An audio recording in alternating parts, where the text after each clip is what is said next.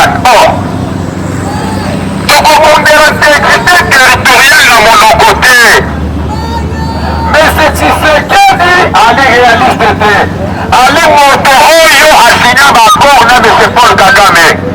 Azali korespecte bakor na bango basala na Joseph Kabila. Jusque-là, ils sont ensemble. Bazo vivre ensemble, bazo mener ensemble. Bazo mobabiso Tshisekedi osala hypocrisie. Ya kotambola ya kosala campagne ya kodénoncer engai Rwanda kosala ngai boye Rwanda sali boye Rwanda sali boye te Félix ayebi yango atake maître d'accord aye mpona kofacilite plan ya balkanisation yango lelo M23 accéléré balobi nini balobi tito koma 2025 il faut barécupérer est nyonso koma balkanisé pour vous dire que mindele baya na mission mpona kobalkanise kobotola mboka na biso mboka liboso bazwa na kati afrique babalkanise sudan sudan ekabwana ekomi na te sudan du sud na sudan du nord mboka ya mibale na kati afrique bali kobalkanise mali ya misato balingi bametre yango en pratique balégalise yango ezali république démocratique du congo le parti est nalobaka lelo Félix alakaka biso déjà le chef du parlement lorsqu'il a été invité na parlement ya babeyibi alobaka ami parti est à partir d'aujourd'hui comme zone sinistrée c'est-à-dire place M23 azali place c'est-à-dire kake kofanda baforce régionale baye comme kietomenga na M23 un militaire FARDC akoki kotia makolo wana te parmi les provinces oyo ezalaki caractérisé na kati ya zone sinistrée yai na province de Baswele, Haut-Souele, Tanganyika, Maniema, okamati Sud Kivu, Nord Kivu, province ya Ituri parti wana nyonso babengi yango zone sinistrée. Mais c'est Félix alobaka yango ntango tobanda koyebisa peuple avant ondimaka yango te. Aujourd'hui, il y a plus de 74 territoires, localités sous-occupés na maboko ya ba M23. Jusque-là, il y a Kibumba. Lelo bitumelaki sikoyo ekoti na kati ya Butembo. Le plan qui va récupérer Butembo, une fois Butembo tombé, ezali na route principale jusqu'à ce que va atteindre Goma. Même route ezwi Kisangani. N'oubliez pas l'histoire de Dekolanda. Lorsque Moussa akotaki akwesaki Kisangani, ntango Kisangani ezaka tombe Kinshasa mpe to betela Martin Fayulu maboko bia mayele Félix apesaki deja mboka na maboko ya bandeko wana alingi sikoyo asalaka ye afenet bakongoli bayebaka ye alingaka Congo hypocrisie politique nyonso azokende bavoyage partout azokende à l'époque bande kobenga ye Fatim Betongo Kwatongo aza na diplomatie assistante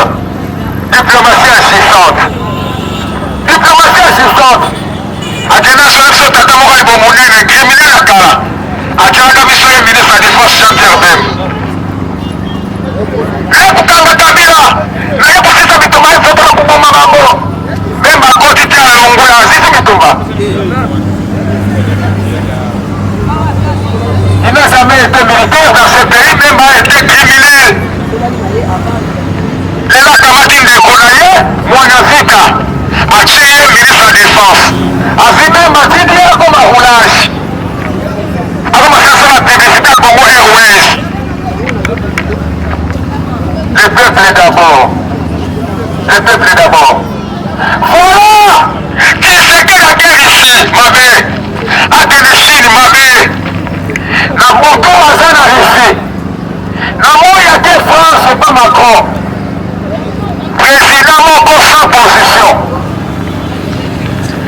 bamerte bafrançais union européenne bakobundisa biso baoccidentaux bakontre biso yoke kosenga renfort na Russie baya biso yo tala olingi biso tokolabore na yo tambola boye tala boye zala sérieux Félix sérieux eza te akende na bafrançais kolela mabe na moya te mpa barisque kolela mabe azonga kotoye mpa bamerte mabe sans position ya monde Félix Antoine Tshisekedi Tshilombo lelo baetokomi lelo sous embargo décision parmi les 15 décideurs ya Union africaine ya Conseil de sécurité ya Nations Unies. Ils sont que parmi les 15 il y a la Russie, il y a la Chine qui est là. A décidé Congo tokotikala kosomba monduki moko te jusqu'à 2025 na mois d'août pendant que nous sommes agressés par l'ennemi oyo aza en face na biso. Voilà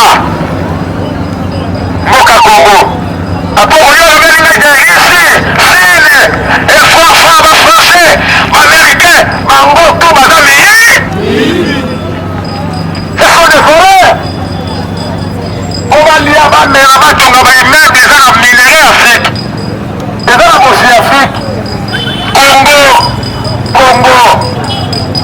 ezali na forme afrique ezali na forme ya revolver. Miroir ya afrique ezali république démocratique du Congo tala ndenge bazopie na lokoso. Monsieur Antoine Félix Tshilombo tikata bombe tala mboka ebebe bafonctionnaire mal impayé okei bapolisier au parlement pa bango nayebi te so bazwaka ta salaire $50 par mois. Jacquemaine Chabal alobi azo recruter bacongolais okakota bango na police militaire bakende kotia bango na bavillage bisika bapolisier bazaka te. me awa na mboka soki bakende fayulu aza na marche bakobimisela bachar de combat edima nano te. Kagame fayulu akomi Kagame me Kagame azobokola biso bachar de combat ezobima te. basoda balataka bamaske bazokende te. soki balaki kaka fayulu marche pa batikali bino na baninja nde film ya ninja condor soki bango bazaka baninja biso siko tokoma banzoi betela mate fayulu naboka bien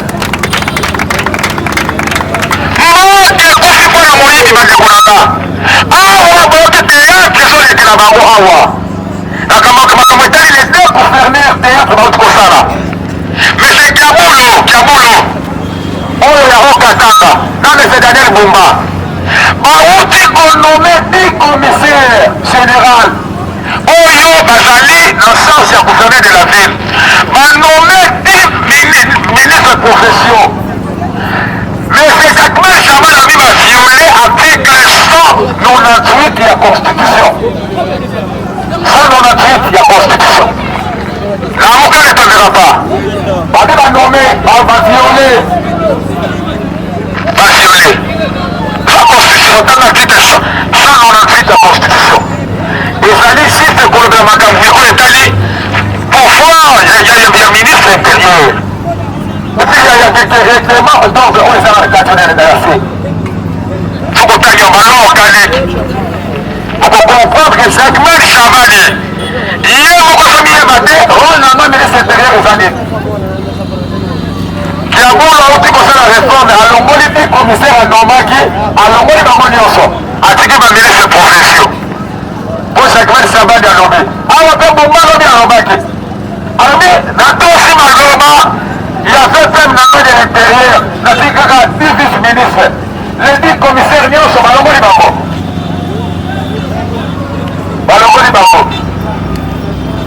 Tala mboka moko babimisi gouvernement lelo pa après 10 jours tobosalaki ministre mibale oyo babosanaka kaka bamiyini to miyini te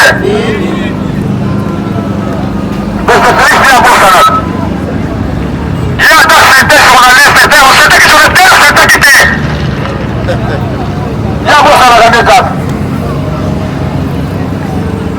tala mboka ezokambama epai ya barwandais epai ya batutsi mwasi ya félix ye moko rwandaise denise liakeo bandeko na ye nyonso bazosime bafonction oyo na kati ya mboka na biso idps akolobela biso nini lelo tozalaki na bango kuna barabara na papa Etienne Tshisekedi. Il reste mémoire.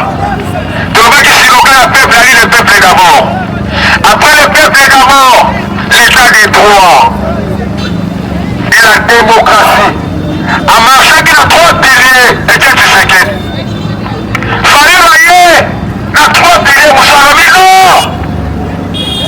Le patriotisme, la convention nationale. Après la convention nationale, tu remets ma souveraineté du peuple congolais. Ça va mettre un président Martin Fayulu pour ma casse. Namuka ne tondera pas. Namuka oye. Mungu esokeli na lokusu. Awa na Sénat toyoki combien? 170 000 $. Oye ebongi. Balobi ebongi. Bango balobi esali nini? Ebongi. Bayibi to bayebi ebongi. Kende balobi kaka ndenge bango na Sénat balobi 170 000 $ ebongaki. Toyoka basekito Nicolas Kasadi ayebi yango. Au ministre de l'État et gouverneur Abba Kayebi, qu'est-ce qu'il a signé qui? Le Coran faut faire comme combien? Est-ce que c'est la Congolais comme il a dit? Dans la Mboka. Mboka de Sikato Bobi. Mais capable de construire la route. Tout ça va se rater. Maïna en réalité. Kabila Sassé, Rwandais, Kabila dit qu'il a enseigné à l'État le salaire de 120 000 francs, le taux est 90. Mais maman m'a dit gratuité d'enseignement, Fati Beto, mon quantum, le salaire m'a dit 400 000 francs. 400 000 francs, la maison Sango, qui a 3 provinces, 3 villes. Il y a Kinshasa, le Bombaché, qui est Congo central. Notre province de Tikali Mazo, son salaire, il y a 250 000 francs. 250 000 francs. Seulement. Dans la Mboka. Fati Beto, mon quantum, Beto. Est-ce que Bago va salaire et Yamo va enseigner à gratuité? Est-ce que Bago va se foutama? Fonctionnaire 200 000 francs salaire. Ah, moi, Bago y va mbongo, dans la mbongo, va tomber l'arena. Arena, on va tomber. Ma cause peuple, va remettre que les alliés non, il y a ma tirque. Oh, que les alliés non, il y a ma tirque, c'est mbongo et bimi. La trésor public pour la compèche, la tirque va tomber arena. 198 millions de $ américains. 25 millions avec d'autres frais peut totaliser combien? 198 millions de $. Mbongo au Balosa de la Arena. Mais ce qu'on fait contre la magie Balosa la Wana, on voyait ça dans un pays 6 mois. Bongo et Bimana va passer la politicien, hein? Bon. Félix a occupé Wana, t'es qu'à ma voyage. Akele koto mabe, asonga boye mabe, Mangela, voyage en président de la République, moko so coûté 2 millions de $ américains. 2 millions. Banda Simbo Koja Moyibi, Banda Aki nommé Père Kamoueta, Nandi Kolaka, Nandi Kadima, Denis Kadima. Mais c'est celui qui s'est gagné, enregistré déjà, combien de voyages? 28 voyages. Et 2 millions de $ fois 28. C'est combien? Mungu wewe kufuta masoda. Mungu wana ekufuta mafonctionnaire. Construire ma route. Mungu wana ekufuta mai na courant partout. Peuple a se retrouvé. Peuple a la bénéficiaire. Awa madame Toulouka la Kimiso. Alobi na biso alobi. Aye akoyeli azoye na biso kosala biso emploi. Mais ma maman a reçu ma tante à Kélas. On ne peut pas créer les emplois lorsque tu crées notre entreprise. L'entreprise, c'est là qu'on crée l'emploi dans l'année. Dans la Mboka. Ok, bébé. Ok, Komi, Boulongue. Il y a moi qui Martin Fayulu. À Télémi. Amique! Soki na gardaki silence parce que tokoki na baélection simulacre. Crise nyonso oyo bandekolanga soki otaki na préambile ya constitution. Préambile ya constitution na biso. Okoyoka balobi depuis l'an 60 jusqu'aujourd'hui la RDC a commis beaucoup de crises de légitimité. C'est-à-dire totikala kozwa régime oyo bazali légitime te.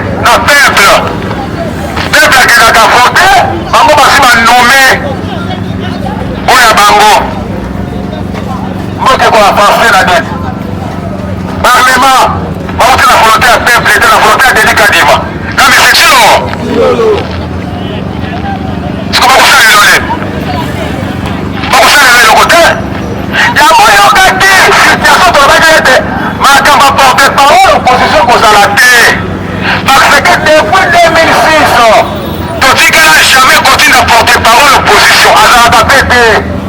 Pourquoi tant qu'il y a la crise de légitimité, on ne peut pas nommer porte-parole de l'opposition. Il faut qu'il y ait une élection crédible et transparente, démocratique, depuis APC. Est-ce que tout ça veut dire une élection, madame? La loi électorale dit que vote et concerne ma mokolomoto, mais ne continue à même ça vote une semaine, 7 jours. A violer ou à violer? Dans moyen de la banque place combien? Moyen de la banque monani mokili mobimba. Failli wana zamboy. Failli la loba nyonso. Mayini mokosi ya peuple. Ma confisquer souveraineté à peuple. Ma komi ko utiliser bokosi ya peuple na ba mafia na moyimbi. Oyiba mbongo mboka. Kosala mavoyage kotonga bandako kosomba ba mapango. Babosani peuple. Oh, Nikolana. Lokola M. Félix alobi que non esengeli changer constitution. Boyokite boyokite. Boyokite boyokite. Constitution. Mobeko le conduite de billet ya biso bayi ba congolais. Yango yoki biso ba résistant. Kobanda lelo. Todi opération lokoye bandako ya de. Nayoki malamu te. Opération ya bandako ya de. Na parlement ke nakolata veste fin na tete. Na po parlement soka na ndako te. Azokaka te. Toza na identification ya bandako ya badepute. Lokola bango bato bafotaka mobeko. Bango mpe bato bazali na droit ya kochange mobeko. Biso peuple tobi biso peuple ndaza mokolo. Soki molati veste parce que peuple motema neza na parlement. Malheureusement parlement oyo ozali parlement peuple atili bango te. Banomaki bango siko peuple sengeli na vigilant. Oyo te. Yango toyebi tozobanda bamarshe. Tozobanda bamevesenema action ya minene. Tolobi tokobima mbala moko. Kozwango ndenge barythme de nes tobimaka wa te. Ines tomami na Pascal bapolisie baye babeteki ya topazali te. Oyo eza problème ya lamuka kaka te. Problème ya eside kaka te. Ezali problème ya peuple ko. Ntango tozoniokwama ce n'est pas dit kaka bato asilongo bazoniokwama te. Bato bafotaki fale nde bato bazoniokwama. Biso nyonso tozofo. Félix Tshisekedi ezali père ya tribalisme. Tribalisme. Ayokabola peuple kasayela peuple bandundu.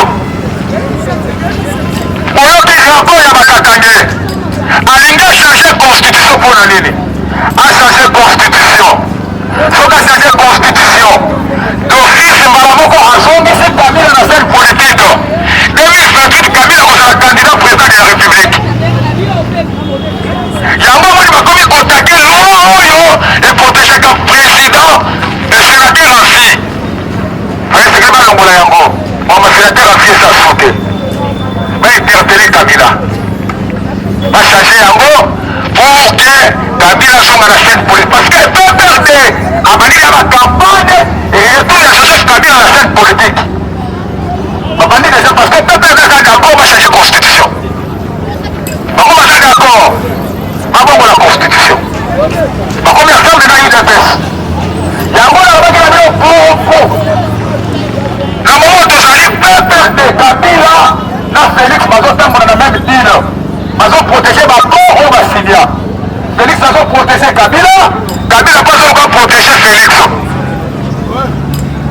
orenie ezokisa bo repa nanga yango moni soki kamera tie na parlement mpo abandi korespecte nano accord ya Nairobi afuti niongo na ye na kamera tie président ya parlement